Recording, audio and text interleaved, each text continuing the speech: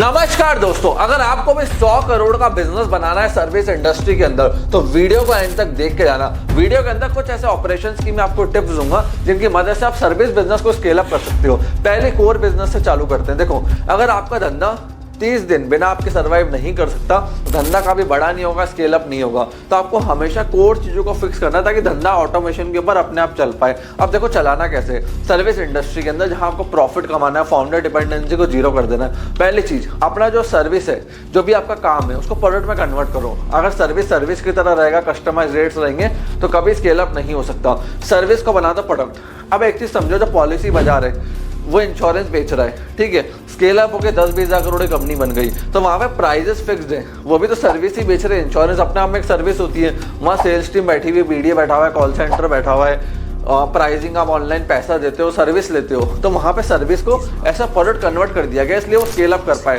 तो कभी भी आपको सर्विस को ऐसा सर्विस नहीं रखना, हमेशा प्रोडक्ट के अंदर कन्वर्ट कर देना है। फिर आपको 3 कोर लीडर्स हायर करने, इस चीज़ का ध्यान रखना अगर आपको सर्विस इंडस्ट्री में स्केल अप करना है। पहला बंदा ऑपरेशन हेड, ये आपका P&L संभालेगा, प्रॉफिट एंड लॉस, सारे एक्सपेंसेस अप्रूव करना, खर्चे अप्रूव करना, आपके बिहाफ पे यही करेगा। जब आप छुट्टी पे हो, दुबई हो, सिंगापुर हो, ये ऑपरेशनल हेड आपके सारे खर्चों को अप्रूव करेगा। दूसरा रेवेन्यू हेड, ये कंपनी के अंदर पैसा लेकर आएगा। भाई सर्विस इंडस्ट्री को, बिजनेस को चलने के लिए पैसा भी तो चाहिए, कैश लाने वाला आदमी। ये हेड ऑफ सेल्स है, 1-2 करोड़, 10 करोड़, 20 करोड़ इसके टारगेट्स रहेंगे। तीसरा है सर्विस प्रोडक्ट हेड, जो आपकी कंपनी में नए नए प्रोडक्ट्स बनेंगे, सर्विस डिलीवर होंगी, उनका एक रिस्पॉन्सिबल पर्सन भी तो, की पर्सन भी तो होना चाहिए, तो उसको बोलते हैं सर्विस हेड। तो ये 3 पोजीशन आपको हायर करनी, इस चीज़ का ध्यान रखना ताकि आपको इन डेप्थ माइक्रो मैनेज ना करना पड़े। फिर अगर आपको सर्विस इंडस्ट्री में ऑटोमेशन करना है तो एसओपी बहुत बढ़िया बनाओ।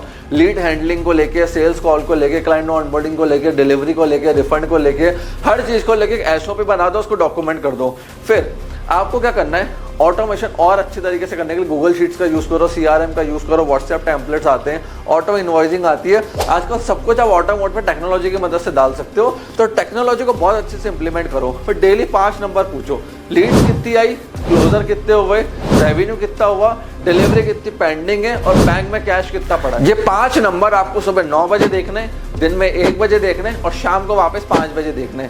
इन 5 नंबर को 3 बार फॉलोअप लोगे डेली, अपने आप धंधा बड़ा बन जाएगा। फिर अपने इंटरनल प्रमोशन लडार बनाओ, क्योंकि देखो, जब तक इंटरनली प्रमोशन नहीं होंगे सर्विस इंडस्ट्री के अंदर, बैकअप पे बैकअप नहीं होंगे, कंपनी बड़ी नहीं बनती है। बाहर से लीडर लाओगे, कंपनी खराब कर देगा। इंटरनल जो लोअर लेवल की टीम है ना, जैसी हेड पोजीशन खाली हो, वहाँ पे लोग रेडी रखो जो प्रमोट करके उस लेवल पे जा सके। उससे क्या, इंटरनल बंदे के प्रमोशन से तो कंपनी में कॉन्फिडेंस आता है। जैसे बीजेपी ने अभी करा कि किसी को भी हम सीएम बना देंगे। 3 राज्य के अंदर जो लोग पहले सीएम नहीं बने थे, जिनकी कोई उम्मीद नहीं थी, उनको सीएम बनाया गया। इससे कॉन्फिडेंस बूस्ट होता है। तो वैसे आपकी कंपनी के अंदर है, जैसे एक छोटे लेवल का आदमी जो बहुत हार्डवर्क कर रहा है, लेटर ऑन उसको अच्छी पोजीशन दी जाएगी, तो बूस्ट आता है कि नेक्स्ट मैं भी हो सकता हूँ। और एक चीज का ध्यान रखना, कस्टम पैकेज हटा दो। फिक्स प्राइस, फिक्स सर्विस, हर चीज फिक्स्ड। हाँ, टॉप क्रीम 1-2-3% क्लाइंट्स हैं जो बहुत बड़े हैं, जिनसे बहुत बड़ा प्रॉफिट रेवेन्यू आना है, उनको हम कस्टमाइज करेंगे, उनके लिए करेंगे, बाकी लोअर डाउन के लिए नहीं करेंगे। सब कुछ फिक्स कर देना, इस चीज़ का ध्यान रखना। फिर सेल्स और सर्विस को सेपरेट करो। जितना ये आसपास रहेंगी उतना ये डैमेज करेंगी कंपनी को।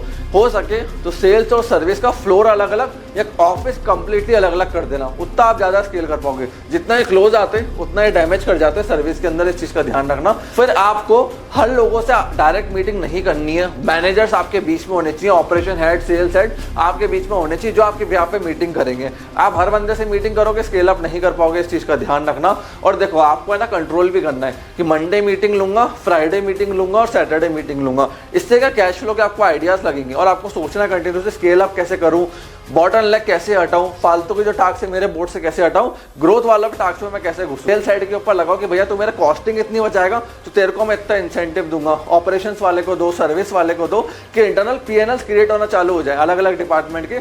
जिस डिपार्टमेंट से ज्यादा प्रॉफिट आ रहा है, कॉस्टिंग घट रही है, उसके हेड को इंसेंटिव दो। फ्रेंड्स, ये था 100 करोड़ की इंडस्ट्री खड़ा करने का रोड मैप।